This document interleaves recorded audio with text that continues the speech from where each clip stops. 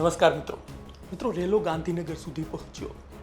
Gen Z આંદોલન CJP પ્રોટેસ્ટનો રેલો ગુજરાતના ગાંધીનગર સુધી પહોંચ્યો છે। એક તરફ ગુજરાતના અલગ અલગ વિસ્તારમાં અલગ અલગ જિલ્લામાં તેની અસર જોવા મળી રહી છે। બેપાત લોકો પરંતુ વિરોધ દર્શાવી રહ્યા છે।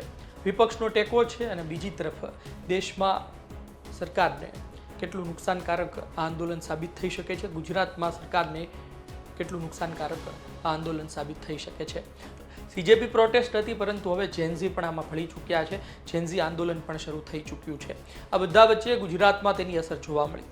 ગઈકાલે કોંગ્રેસના નેતાઓ ગાંધીનગર પહોંચ્યા હતા। વિદ્યાર્થીઓ સાથે વિરોધ પ્રદર્શન કરવામાં આવ્યું હતું। તેમાં જિગ્નેશ મેવાણી હતા, લાલજી દેસાઈ હતા। તેમના દ્વારા વિરોધ પ્રદર્શનમાં ભાગ લઈ વિદ્યાર્થીઓને ટેકો આપવામાં આવ્યો, જેનઝીને ટેકો આપવામાં આવ્યો। નીટ પેપર લીક સહિતના જે મુદ્દા છે, જે મુદ્દા સાથે વિદ્યાર્થીઓ આગળ વધી રહ્યા છે, તેમાં તેમણે સૂર પુરાવ્યો। ત્યારબાદ બીજા દિવસે આમ આદમી પાર્ટીના નેતાઓ પહોંચે છે ગાંધીનગર, જ્યાં તેમને અટકાવી દેવામાં આવે છે। સત્યાગ્રહ છાવણી સુધી પહોંચે તો આંદોલન કરીને મોટાભાગના જે વિદ્યાર્થીઓ ગાંધીનગર પહોંચ્યા હતા તેમની વાત હતી કે સત્યાગ્રહ છાવણી પર પહોંચીને આપણે વિરોધ દર્શાવીએ। મહત્વની વાત છે કે તમારે ગુજરાતમાં તેના મોટા પડઘા પાડવા હોય તો તમારે સત્યાગ્રહ છાવણી જઈને વિરોધ પ્રદર્શન કરવું પડે, પરંતુ તેઓ સત્યાગ્રહ છાવણી પહોંચે એ પહેલાં જ તેમની અટકાયત કરી લેવામાં આવે છે। વિદ્યાર્થીઓની પણ અટકાયત કરવામાં આવી અને આમ આદમી પાર્ટીના નેતાઓ જે સમર્થન માટે પહોંચ્યા હતા તેમની પણ અટકાયત કરી દેવામાં આવી। સાંભળો।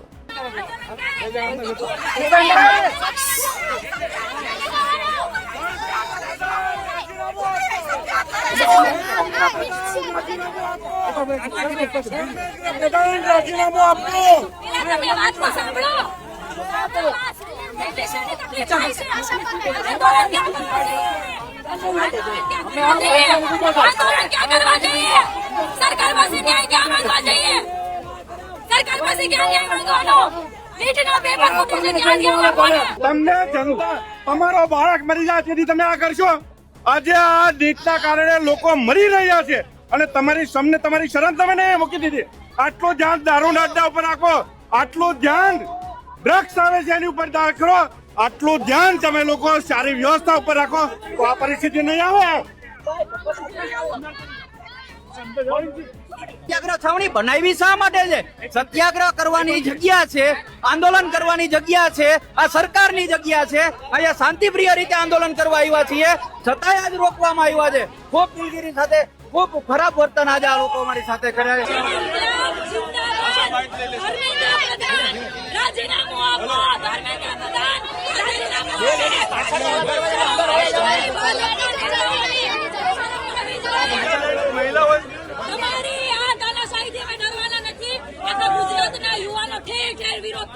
તમારા તાકાત હોય તો રોકી બતાવો।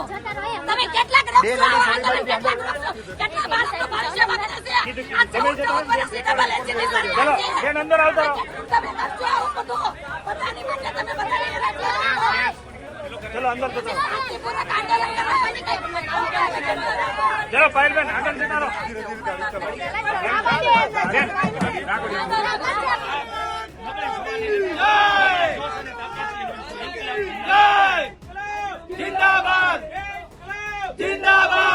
દેશની અંદર અલગ અલગ રાજ્યોની અંદર ચાલુ જ છે, દિલ્હીની અંદર હજી સતત ચાલુ જ છે, પણ તમામ જગ્યાઓ પર યુવાનો મજબૂતાઈ રીતે આગળ વધી શકે છે। આપણા ગુજરાતની અંદર એક સિટીમાં એક ગામમાં જે વિદ્યાર્થી અહીંયા આવવાના હતા એને ધમકાવવામાં આવ્યા છે। જે વિદ્યાર્થી અહીંયા આવવાના હતા એમના ઘરે એમના મા બાપને ધમકાવવામાં આવ્યા છે, ટોર્ચર કરવામાં આવ્યો છે, અડધી રાતે એમને ડિટેન કરવામાં આવ્યા છે। આપણે કહેવાનું છે કે ભાઈ ભાજપ વાળાએ બધી જગ્યાએ તાનાશાહી કરી લીધી, લાઠીઓ વરસાવી લીધી, ટીયર ગેસના ગોળાઓ વરસાવી લીધા, પણ આપણું ગુજરાત હંમેશા ઇતિહાસ છે આપણા ગુજરાતનો કે શાંતિપૂર્ણ આંદોલન આપણે કર્યું છે અને કહેવાય ને કે મોટા અંગ્રેજોને આપણે ઝુકાવ્યા છે। તો આ તો આપણા દેશના ગદ્દારો છે અને ગદ્દારોના રાજીનામા માંગવાની વાત છે। તો આજે અમે શાંતિપૂર્ણ આંદોલન કરવા માટે આવ્યા હતા। આખા ગુજરાત રાજ્યમાંથી બધા આંદોલન કરવા આવતા હતા, પણ આ તાનાશાહોએ શાંતિથી આંદોલન પણ આપણને કરવા નથી દેતા। સત્યાગ્રહ છાવણીનો મતલબ જ એ છે કે કોઈ પણ વ્યક્તિ આપણા ગુજરાતનો ત્યાં આવીને અવાજ સરકાર સામે ઉઠાવી શકે, એમને ન્યાય માટેની માંગણી સત્યાગ્રહ છાવણીએથી કરી શકે। પણ આ ભાજપે આ સત્યાગ્રહ છાવણીને આખી પોલીસ છાવણીની અંદર ફેરવી દીધી છે। એટલે આજે આપણા ગુજરાતની અંદર યુવાન હોય, વડીલ હોય, ટીચર હોય, પોલીસ હોય, કોઈ પણ વ્યક્તિ અવાજ ઉઠાવવો હોય તો ક્યાંય ઉઠાવી શકતા નથી। અમે આજથી ભૂખ હડતાલ પર હું ને ધાર્મિકભાઈ બેસીએ છીએ અને જ્યાં પોલીસ જ્યાં લઈ જશે ને ત્યાં અમે બેસીને ભૂખ હડતાલ કરીશું, કેમ કે અમારે આંદોલન કરવાનું છે, અમારે ન્યાય માટેની માંગણી કરવાની, શાંતિથી અમે માંગણી કરીએ છીએ. તમારે અમને જ્યાં લઈ જવાય ત્યાં લઈ જાઓ. બાકી અમે પરમિશન નાખેલી હતી સત્યાગ્રહ છાવણીની, અમને છતાં પણ બેસવા નથી દીધા. અમે અહીંયા બેઠા છીએ. અમને લોકોને અત્યારે ક્યાં લઈ આવ્યા છે કોઈ જાણકારી નથી. આ ગાંધીનું ગુજરાત છે, આ આંદોલનકારી લોકોનું ગુજરાત છે. આ ગુજરાતમાંથી જ આંદોલનો ચાલુ થયા છે. કદાચ અમે એ વખતે ગાંધીજીની ચળવળ વખતે તો નહોતા, પરંતુ અત્યારે અમને ગર્વ છે કે આ ગુજરાતને બીજી વખત, આ ભારતને બીજી વખત બચાવવાની ચળવળમાં અમે સૌ સાથે છીએ. શાંતિપ્રિય રીતે આંદોલન કરવા માટે જવાના હતા, શાંતિપ્રિય આંદોલન કરી રહ્યા હતા, ત્યાં પોલીસનો ઉપયોગ કરી, પોલીસને આગળ કરી અને ખૂબ રીતે ખરાબ રીતે ઉટકાયત કરવામાં અમારી સૌની આવી છે. ત્યારે આજે જે છાવણી પર અમે ઉપવાસ આંદોલન કરવાના હતા એ જ ઉપવાસ આંદોલન અમારું ચાલુ છે. ઉપવાસ આંદોલન બંધ નથી થયું અને આ જ ઉપવાસ આંદોલન અમે પોલીસ સ્ટેશનમાં પણ ચાલુ રાખ્યું છે. હું અને પાયલબેન કન્ટિન્યુ ઉપવાસ આંદોલન પર બેઠા છીએ અને જ્યાં સુધી વિદ્યાર્થીઓનો પ્રશ્ન જે એક જ માંગણી છે કે ધર્મેન્દ્ર પ્રધાન રાજીનામું ન આપે ત્યાં સુધી અમારું ઉપવાસ આંદોલન, ધરણા અમારા ચાલુ છે. તો આપે સાંભળ્યું કે શું કહેવામાં આવી રહ્યું છે.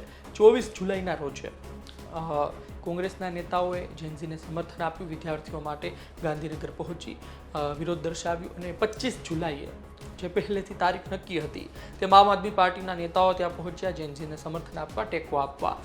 જોઈએ કેટલા દિવસ સુધી આ આંદોલન ચાલે છે, ગુજરાતમાં તેની કેટલી અસર થાય છે. એક વાત 100%ની છે કે આ જેનઝી અને સીજેપી પ્રોટેસ્ટના દ્રશ્યો, તેના ભાષણો સરકારને નુકસાનકારક સાબિત થઈ રહ્યા છે અને આ જ કારણોસર વડાપ્રધાન નરેન્દ્ર મોદી પણ આ બાબતે બોલી ચૂક્યા છે. જોઈએ કેટલો સમય સુધી આંદોલન ચાલે છે.